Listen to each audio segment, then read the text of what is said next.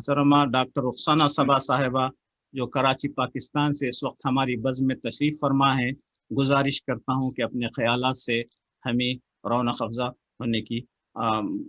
सहूलत अता फरमाएँ। बहुत शुक्रिया प्रोफेसर अब्दुल हकीम साहब, आपने बहुत तफसीली तारुफ करा दिया मेरा। मैं सबसे पहले प्रोफेसर मसरूर कुरैशी साहब यहाँ मौजूद नहीं हैं और मेरा राब्ता उन्हीं से हुआ था, लेकिन बहरहाल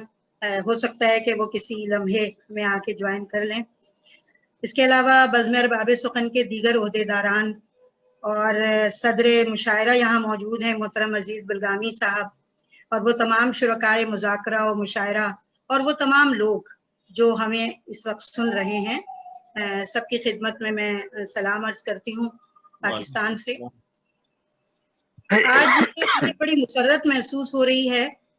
कि बज़्म अरबाब सुखन ने एक बड़ी अच्छी महफिल सजाई, और इस महफिल में जो मुझे ये बात अच्छी लगी वो ये कि इस महफिल के दो रुख हैं। एक तरफ तो इसमें दुनिया भर से उर्दू अदब के जो शोरा हैं उनका कलाम सुनने को मिलेगा, और दूसरी तरफ एक बहुत मुनफरिद और मुख्तलिफ मौजू पर मुज़ाकरे का एहतमाम किया गया। और मैंने तो मसरूर साहब से कहा था कि मैं मकाला नहीं पढ़ सकूंगी, इतना वक्त मेरे पास इस वक्त नहीं था, लेकिन मैंने कहा था कि गुफ्तगू मैं कर दूंगी, और ये गुजारिश भी उनसे की थी कि मेरे नाम के साथ सदर का, साबका या लायका ना लगाएं, क्योंकि मैं अपने आप को उसका अहल नहीं समझती। बड़े अहले नज़र यहाँ मौजूद हैं, लेकिन बहरहाल ये उनका खुलूस है, और मैं बज़्म अरबाब सुखन का शुक्रिया अदा करती हूँ कि उन्होंने मुझे मदऊ किया इस अच्छी महफिल में। मुज़ाकराती नशिस्त बहुत अच्छी रही, और डॉक्टर अफजालुर रहमान अफसर साहब ने तो ऐसे रंग बिखेरे कि वाकई हमारी हिस्से बासरा जो है वो मुतहर्रिक हो गई, और इस कदर वो जो स्लाइड शो था उसमें रंगीनी भी थी और उसमें असर आफरीनी भी थी, लेकिन वो मुकम्मल साइंसी सदाकतों के साथ उन्होंने हवासे खमसा का जो तमाम तर तसव्वुर पेश किया। फिर उसके बाद प्रोफेसर अहमद अब्दुल हकीम साहब ने सिंथेसिया के हवाले से मजीद उसकी वजाहतें की, और उसको भी उन्होंने भी एक साइंस आमेज गुफ्तगू की। ऐसी गुफ्तगू थी कि जिसमें उन्होंने इसकी वजाहत की कि किस तरह से काम करता है। तो ये भी एक पहलू है कि हमें, जो हम अदब से वाबस्ता लोग हैं, तो हमें उसकी साइंसी सदाकतों पे और उसका जो साइंसी तरीक़ाकार है और जो नफ्सियाती अमल है उस पर भी हमें नज़र रखनी चाहिए। तो इस तरह से हमारी भी मालूमात में बहुत कुछ इजाफा हुआ। फिर आखिर में डॉक्टर तौफीक अंसारी साहब ने बड़ा अच्छा मजमून और एक खुलासा था हालांकि वो, लेकिन उन्होंने एक बड़े अच्छे अंदाज में कि हवासे खमसा क्या होते हैं उसकी तारीफ भी उन्होंने बुनियादी बयान कर दी, और फिर उसके बाद उन्होंने जो है वो नज्म और नसर पर उसके असरात का भी जिक्र किया। मैं इस हवाले से कुछ बातें इस ज़िम्न में करना चाहती हूँ जो ज़रूरी है इस हवाले से कि हमें इस तरह भी सोचना चाहिए, इस रुख से भी। देखिए, मौजू है उर्दू अदब और अनासर खमसा। तो ये जो उर्दू अदब का लफ्ज़ है ये बजाते खुद बहुत वुसअत अपने अंदर रखता है। आप देखिए कि अगर हम सिर्फ नसर को लें तो अफसानवी नसर की भी कई किस्में हैं और गैर अफसानवी नसर की भी कई किस्में हैं। इसी तरह से शायरी में अगर हम देखें तो कितनी असनाफ हैं और कितनी हैतें हैं, आप सब अच्छी तरह जानते हैं। तो इस तरह से हम ये कह सकते हैं कि अगर कोई शख्स सफरनामा लिखता है या रुदाद नवीसी का मशगला इख्तियार करता है तो उसके लिखने में भी हवासे खमसा या ख़ास तौर पे उसकी जो समई और बसरी क़ुव्वत होती है वो यकीनन शामिल होती है। लेकिन हमें ज़्यादातर हवासे खमसा का इस मौजू के हवाले से और इस मुज़ाकरे के हवाले से जो रिश्ता जोड़ना चाहिए वो खालिस अदब से और तख्लीकी अदब से उसका रिश्ता हमें उसवार करना चाहिए। अब इसका हुआ भी जिक्र यहाँ पर, क्योंकि जमालियात का यहाँ पर जिक्र हुआ और जमालियात की यहाँ पे बात हुई और मिसालें भी पेश की गई अशार से। फिर हम ये देखते हैं कि बाज़ औक़ात हम बहुत आसान अल्फाज में एक जुमले में ये बात कर देते हैं कि भाई शेर और अदब की तख्लीक हवासे खमसा के बगैर तो हो ही नहीं सकती, क्योंकि जब हम देखते हैं, सुनते हैं, चखते हैं या कोई जायका महसूस करते हैं तो अपनी मुशाहिदाती क़ुव्वत से काम लेकर हम जो है वो दरअसल इजहार करते हैं। लेकिन ये बात इतनी आसान नहीं है। इसलिए अगर हम हवासे खमसा और उर्दू अदब को उसके रब्त को एक आसान सतह पे समझना चाहते हैं تو ہمیں 2 سوالوں کے جواب تلاش کرنے چاہیے۔ پہلا سوال تو یہ ہے کہ جو تخلیقی عمل ہے یعنی شعری اور ادبی اظہار ہے، اس پر اس کے حوالے سے حواس خمسہ کی کیا کارفرمائی ہے، کس طرح حواس خمسہ جو ہے وہ کام کرتا ہے تخلیقی عمل میں۔ اور دوسرا سوال اس ضمن میں یہ ہوگا کہ تخلیقی زبان کی جو تشکیل ہوتی ہے اور اس تخلیقی زبان کے جو اثرات ہوتے ہیں اس میں حواس خمسہ کا کیا کردار ہے۔ تو پہلے سوال کا تعلق ہے نفسیات اور فلسفے سے، اور دوسرے سوال کا تعلق ہے ادب کی زبان سے اور اس کے ساتھ ساتھ جمالیات سے۔ اب ہمیں یہ دیکھنا ہوگا کہ جو حواس خمسہ ہیں، ہم بار بار بات کر رہے ہیں اور کرتے بھی رہتے ہیں کہ باصرہ، لامسہ، سامعہ، شامہ، ذائقہ، یہ ہم بات کرتے ہیں، لیکن بات دراصل یہ ہے کہ حواس خمسہ کے ساتھ حواس باطنی بھی ہوتے ہیں، اور جو حواس باطنی ہوتے ہیں ان میں حصے مشترک ہے، واہمہ یا مصورہ ہے، اس کے اندر جو ہے خیال ہے، پھر اس میں حافظہ ہے، پھر اس میں متصرفہ ہے، یہ حواس باطنی ہوتے ہیں۔ اور حواس خمسہ اکیلے تخلیقی عمل کا فریضہ انجام نہیں دیتے، بلکہ وہ حواس باطنی کے ساتھ مل کر تخلیقی عمل کو تکمیل تک پہنچاتے ہیں۔ اس کی ایک مثال یوں لے لیجئے کہ اگر دیکھیں، دیکھنے کی، سننے کی، سونگھنے کی، چکھنے کی یہ صلاحیت تو ہر نارمل انسان کے پاس ہوتی ہے، پھر ہر انسان قلمکار کیوں نہیں ہوتا؟ اور مثال کے طور پہ درخت ہے، درخت کو ہم سب دیکھتے ہیں، عام آدمی بھی دیکھتا ہے، ہر سطح کا انسان دیکھتا ہے، لیکن ایک تخلیق کار جب اظہار کرتا ہے تو مختلف انداز سے کیوں اظہار کرتا ہے؟ مثال کے طور پہ دیکھیں، آپ کچھ اشعار میں ادھر پیش کروں گی کہ تمام اونچے درختوں سے بچ کے چلتا ہوں، میں جانتا ہوں کہ سایہ کسی کے پاس نہیں۔ اب اونچے درخت کہہ کر انسانی رویوں کی طرف اشارہ کیا گیا ہے۔ پھر اسی طرح سے کچھ ایسے بدحواس ہوئے آندھیوں میں لوگ جو کھوکھلے تھے پیڑ انہی سے لپٹ گئے۔ یا پھر یہ دیکھیے کہ پروین شاکر کا وہ شعر بہت مشہور شعر ہے کہ کل رات جو ایندھن کے لیے کٹ کے گرا ہے، چڑیوں کو بڑا پیار تھا اس بوڑھے شجر سے۔ یا پھر آپ آتش کا وہ شعر یاد کر لیجئے کہ سفر ہے شرط مسافر نواز بہ تیرے، ہزارہا شجرے سایہ دار راہ میں ہے۔ تو اب ہم یہ دیکھتے ہیں کہ ان چاروں اشعار میں وقت یا پیڑ یا شجر کے حوالے سے الگ الگ زاویہ ہائے نظر موجود ہیں، اور یہ اس لیے ہیں کہ شاعر نے کھوکھلے پیڑ یا اونچے درخت یا شجر سایہ دار یا بوڑھے پیڑ کا جو ادراک حاصل کیا ہے وہ حواس خمسہ کی مدد سے کیا ہے، ادراک حواس خمسہ کی مدد سے کیا ہے، لیکن جو تصور پیش کیا ہے نفی اور منفی اور مثبت صورت میں، وہ تصور جو ہے وہ باطنی حواس سے متعلق ہے۔ اس بات کو ابھی میں آگے بھی بڑھاؤں گی تو اس کا آپ کو اندازہ ہوگا کہ اس کا تعلق جو ہے وہ حواس باطنی سے زیادہ ہے، لیکن حواس خمسہ یا حواس ظاہری کے نتیجے میں ہماری مشاہداتی قوت جنم لیتی ہے اور وہ تقویت حاصل کرتی ہے، اور حواس باطنی کے نتیجے میں ہماری جو وجدانی قوت ہے، ہمارا جو جذبہ ہے، اور وہ مرحلہ وار چلتا ہے کیونکہ اس میں بہت ساری قوتیں ہیں۔ اب یہاں پہ مجھے برسبیل تذکرہ محب عارفی کا ایک شعر یاد آ گیا خوبصورت سا کہ کل ہم نے محب اس کو عجب طور سے دیکھا، کل ہم نے محب اس کو عجب طور سے دیکھا، آنکھوں نے تو کم دل نے مگر غور سے دیکھا۔ اب یہ جو شاعر یا ادیب یا تخلیق کار ہوتا ہے اس کی جو نظر ہوتی ہے دیکھنے کی وہ کچھ اور ہوتی ہے۔ حواس خمسہ عام آدمی کے پاس بھی ہوتے ہیں اور تخلیق کار کے پاس بھی ہوتے ہیں، لیکن اس کا جو حواس باطنی سے گہرا تعلق ہے وہ کام کرتا ہے ایک تخلیق کار کے ذہن میں۔ اب آپ یہ دیکھیے کہ جو حواس باطنی ہیں ان میں بہت ساری قوتیں ہیں، مثلا حافظہ بڑی اہم قوت ہے، حصے مشترک بہت اہم قوت ہے، مصورہ یا متصرفہ بڑی اہم قوت ہے، لیکن اس میں جو سب سے اہم قوت ہے وہ ہے خیال یا تخیل۔ آپ سب اس بات کو جانتے ہیں کہ جو نامور مغربی نقاد ہے کولرج، تو کولرج نے جو بہت مشہور زمانہ اس کی تصنیف ہے بایوگرافیا، تو اس میں اس نے قوت متخیلہ پہ سب سے زیادہ بات کی ہے، اور اس نے یہ بات کی ہے کہ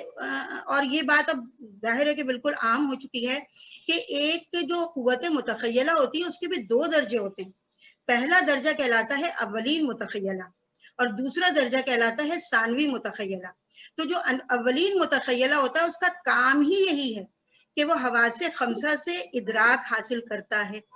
तमाम तर इदराक वो हवासे खमसा से ही हासिल करके जमा करता रहता है। मसलन हम ये देखते हैं कि अशिया का हुस्न है, बदसूरती है, उनकी नरमी है, उनकी सख्ती है, उनकी शीरीनी है, उनकी कड़वाहट है, या बदबू है, या खुशबू है, या उसके अलावा भी बहुत सारी बातें हैं, फराखी है, तंगी है, कुशादगी है, वगैरह वगैरह, बेशुमार कैफियत और एहसासात।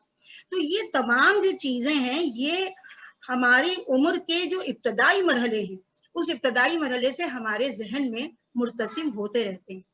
लेकिन जो ये अवलीन मुतखय्यला है, इसके बारे में हमें ये याद रखना चाहिए कि ये बिखरे हुई शक्ल में होता है, ये गैर शऊरी होता है, और ये बिखरी हुई शक्ल में होता है और तरकीबी होता है।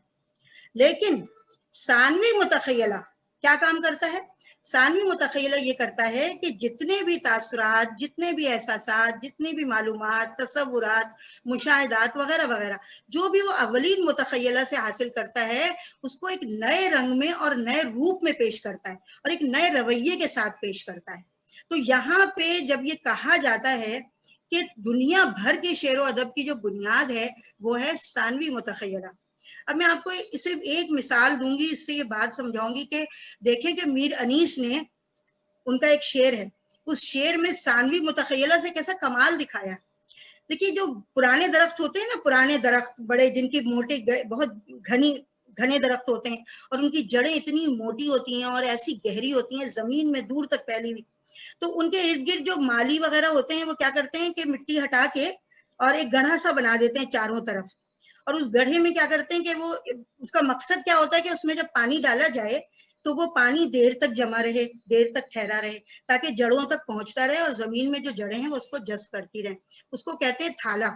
अब मीर अनीस ने देखें कि एक उनके जहन में एक तसव्वुर है हवासे खमसा की मदद से थाले का,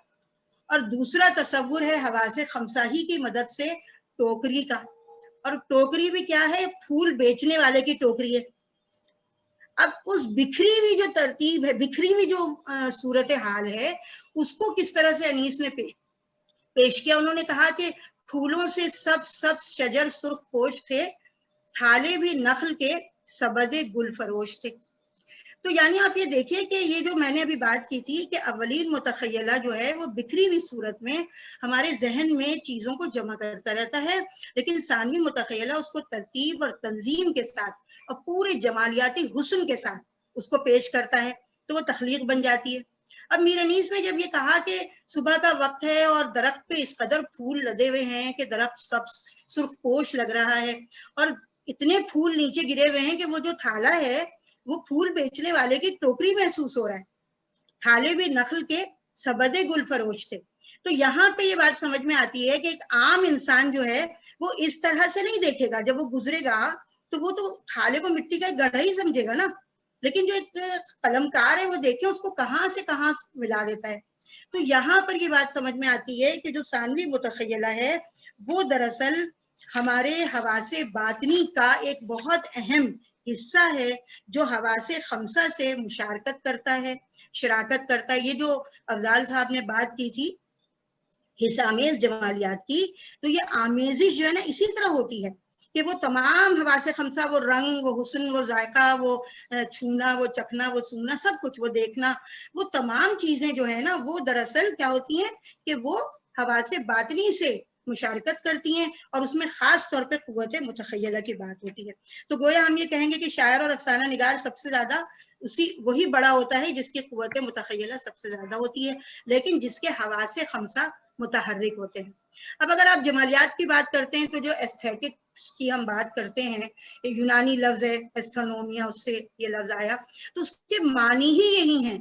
कि ऐसी शय जिसका इदराक हवास के जरिए हो, मानी ही दरअसल यही वजह है कि आपने अगर शकीलुर रहमान साहब, बहुत बड़े हमारे नक्काद और जिन्होंने खास तौर पे जमालियात में बहुत काम किया, बेशुमार काम है उनका, बहुत बड़ा नाम है उनका जमालियाती नक्काद के हैसियत से, तो देखिए उन्होंने क्या कहा है। उन्होंने कहा है शकीलुर रहमान साहब ने कि ये मैं आपको उनका एक जुमला एक सुनाती हूँ। उन्होंने लिखा है कि जमालियाती तजर्बा हादसा के जरिए, अब हादसा क्या है? हादसा ही की तो जमा है ना हवास, अरबी का लफ्ज है हादसा। तो जमालियाती तजर्बा हादसा के जरिए तखय्युल में तहर्रुक पैदा करता है, और तखय्युल मुतहर्रिक होकर मुख्तलिफ रंगों में अपना जलवा दिखाने लगता है और पैकर और इमेज और अलामत के वसीले से इजहार के सांचे में ढल जाता है। तो देखिए उसी बात को उन्होंने इस तरह से कहा है। तो गोया ये जो जमालियाती तजर्बा, ये जो बातनी तजर्बा होता है ना, जिसको हम अभी जमालियात कह रहे हैं या जिसको हम कह रहे हैं कि कुव्वत मुतखय्यला है, ये दरअसल खारजी तजर्बे से ही जुड़ा हुआ है, हवासे खमसा से ही जुड़ा हुआ है, लेकिन उसका असर इतना गहरा है, उसमें इतने अवामिल मिल जाते हैं कि आप तख्लीकी अमल की पुरस्रारियत को समझ नहीं सकते। उसमें आरजू, उसमें तमन्ना, उसमें हसरत, उसमें दिल, उसमें जज्बा, उसमें शौक और विजदान, पता नहीं क्या क्या चीजें शामिल होती हैं, तब जाके तख्लीक वजूद में आती है। अब आइए दूसरे सवाल की तरफ। दूसरा सवाल ये था कि जो तख्लीकी जबान होती है उसकी तश्कील में या उसके असरात में हवासे खमसा क्या किरदार अदा करते हैं। तो उसमें हमें ये देखना होगा कि जो अदब की जबान होती है वो सिर्फ तख्लीकी जबान होती है। शम्सुर रहमान फारूकी साहब का हवाला यहाँ पे जरूर मैं दूंगी कि फारूकी साहब ने लिखा कि जो तशबीह है, इस्तियारा है, अलामत है या पैकर है, ये जो अनासिर हैं, कम अज कम इनमें से 2 अनासिर हर तख्लीकी जबान में मौजूद रहते हैं। अगर नहीं मौजूद रहेंगे तो वो जबान तख्लीकी जबान नहीं होगी। देखिए ना, शायरी तो बहुत लोग करते हैं, तुकबंदी भी तो करते हैं ना, मगर जरूरी तो नहीं है कि वो अच्छा शेर हो। काफिया बंदी भी तो करते हैं लोग, जरूरी तो नहीं है कि वो अच्छी जबान हो। तो तख्लीकी अदब लिखना बड़े पैमाने पर, बड़ी सतह पर। तो फारूकी साहब ने कहा कि तशबीह, इस्तियारा, अलामत और पैकर, अगर इनमें से 2 अनासिर भी मौजूद होंगे तो वो तख्लीकी जबान होगी, लेकिन अगर नहीं होंगे तो वो तख्लीकी जबान नहीं होगी। फिर इसी मजमून में फारूकी साहब ने ये बात भी कही कि पैकर जो है वो लफ्ज है जो एक या एक से ज्यादा हवासे खमसा को मुतहर्रिक करता है, ये बात भी उन्होंने कही। तो अब मैं अपनी बात को मुख्तसर करते हुए सिर्फ 2 बातें तख्लीकी जबान के हवाले से करूंगी कि जब भी हमें ये देखना हो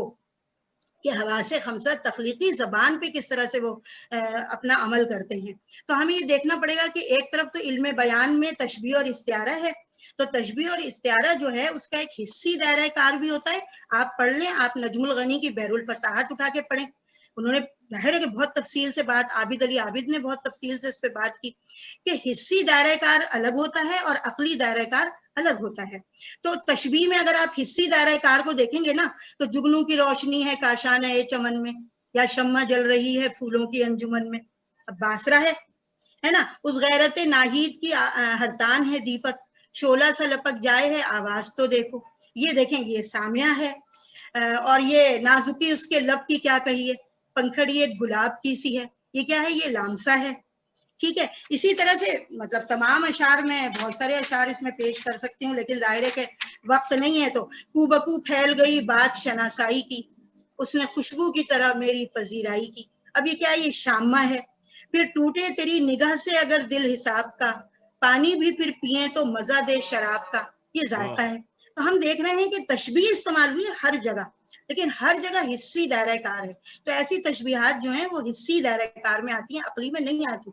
इसी तरह से जब इस्तियारे की बात करते हैं तो इस्तियारे में भी मसलन हजरत इमाम हुसैन के हवाले से एक शेर देखिए, दबीर का शेर है कि की पुश्त सुए खेमा रुख आदा के सामने, उगले दहन से लाल शहे खासो आमने। अब देखिए इस शेर में मुंह से खून निकलने का इस्तियारा जो किया है उन्होंने, वो लाल लाल उगलने से किया है। अब खून और लाल दोनों हिस्सी चीजें हैं ना, दोनों का ताल्लुक बासरा से और हिस्सी चीजें। इसी तरह से जो सुर्ख रंग है वो भी इससे बासरा से मुताल्लिक है। तो गोया इस्तियारे में भी ये चीज है। फिर अगर हम पैकर की बात करते हैं तो जैसे मैंने फारूकी साहब की बात की कि पैकर के बारे में उन्होंने कहा कि वो एक या एक से ज्यादा हवास को मुतहरिक करता है। तो वो हम पैकर चूंकि जदीद आया है ना, इस्तियारा में इस्तियारा और तशबीह और इल्म बयान की इस्तिलाहात तो अब निस्बतन पुरानी हो गई, लेकिन जदीद तनकीद, जदीद शायरी में अब इमेजरी और पैकर तराशी का जिक्र ज्यादा होता है। ये जो अतालवी नक्काद था और शायर था होरेस, तो उसने ये कहा कि शायरी क्या है, दरअसल लफ्जों की मुसव्वरी है। फिर उसके बाद वही बात हमारी जो कदीम, हमारी जो क्लासिकी शायरी है वो उसमें महाकात के नाम से आई, जिसका जिक्र सबसे पहले अल्लामा शिबली नुमानी ने किया।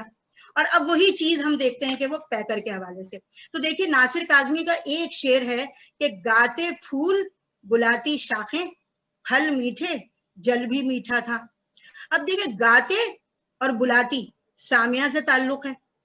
اور پھل اور پھول اور شاخیں یہ سب جو ہیں یہ باسرہ سے اس کا تعلق ہے، اور میٹھا جو ہے اس کا تعلق ذائقہ سے ہے۔ تو بیک وقت 3 حواس متحرک ہو رہے ہیں۔ اور ناصر کاظمی کی تو پیکر تراشی پہ پورا مقالہ لکھ دیا گیا ہے، پوری کتاب اس پہ الگ سے موجود ہے، اور ایسے بہت سارے کام اس وقت ہو رہے ہیں پیکر تراشی کے حوالے سے۔ بہرحال اب اگر ہم افسانے کی بات کریں تو افسانے میں جو جدید افسانہ ہے نا، بالکل جدید، ترقی پسند افسانے کی ہم بات نہیں کر رہے، بالکل جدید افسانے کی۔ جیسے ہم رشید امجد کی اگر ہم بات کرتے ہیں، یا جوگندر پال کی بات کرتے ہیں، انتظار حسین کی بات کرتے ہیں، تو ہم دیکھتے ہیں خالدہ حسین کا افسانہ جیسے سواری پڑھ لیں ہم، یا فردوس حیدر کے افسانے بوتل چہرے، یا پھر وہ بہت مشہور افسانہ ان کا ہے گائے۔ اسی طرح سے ہم انتظار حسین کے جو علامتی افسانے ہیں، یا جوگندر پال کے، تو ہم یہ دیکھتے ہیں کہ افسانوں کی زبان بھی جو ہے نا اب استعاراتی ہو گئی ہے، تشبیہاتی ہو گئی ہے، رمزیت اس کے اندر بہت آ گئی ہے، اور علامتیں بہت آ گئی ہیں اس کے اندر جدید افسانے کی زبان میں۔ تو اس طرح سے حواس خمسہ کس طرح قوت متخیلہ سے اشتراک کرتا ہے، اور اس قوت متخیلہ کو متحرک کرتا ہے، اور اس جب تخیل ہمارا متحرک ہوتا ہے تو پھر وہی تخیل جو ہے وہ جلوے دکھاتا ہے، طرح طرح کے جلوے دکھاتا ہے۔ اور افسانے میں آپ کے مطلب بے شمار مثالیں ہیں، مگر میں اس وقت کی کمی کے باعث نہیں پیش کروں گی، اور بس یہ کہوں گی کہ تخلیقی زبان کی تشکیل میں حواس خمسہ کی کارفرمائی اس طرح ہوتی ہے کہ وہ تشبیہ، استعارے، پیکر یا علامت کی صورت میں قاری یا سامع کے حواس خمسہ کو متحرک کرتی ہے، اور تخلیقی عمل کی صورت میں یہ کارفرمائی اس طرح ہوتی ہے کہ وہ باطنی حواس سے مل کر اور ایک نئے رنگ اور روپ میں ان چیزوں کو پیش کر دیتی ہے۔ اور جیسے سودا نے کہا کہ سودا جو تیرا حال ہے اتنا تو نہیں وہ، سودا جو تیرا حال ہے اتنا تو نہیں وہ، کیا جانیے تو نے اسے کس رنگ میں دیکھا۔ تو ساری بات جو ہے وہ دیکھنے کی ہے، محسوس کرنے کی ہے۔ آپ کی سماعتوں کا بہت شکریہ، اور ایک مرتبہ پھر میں بزم ارباب سخن کی بہت ممنون ہوں۔ بہت بہت شکریہ محترمہ ڈاکٹر رخسانہ صبا صاحبہ، آپ نے حواس خمسہ کے مختلف گوشوں پر ادب کے حوالے سے نہایت معلومات افزا گفتگو فرمائی۔ حاضرین، محترمہ تھیں آج کی محفل مذاکرہ کی صدر، اور انہوں نے نہایت عمدہ گفتگو فرمائی۔ آئیے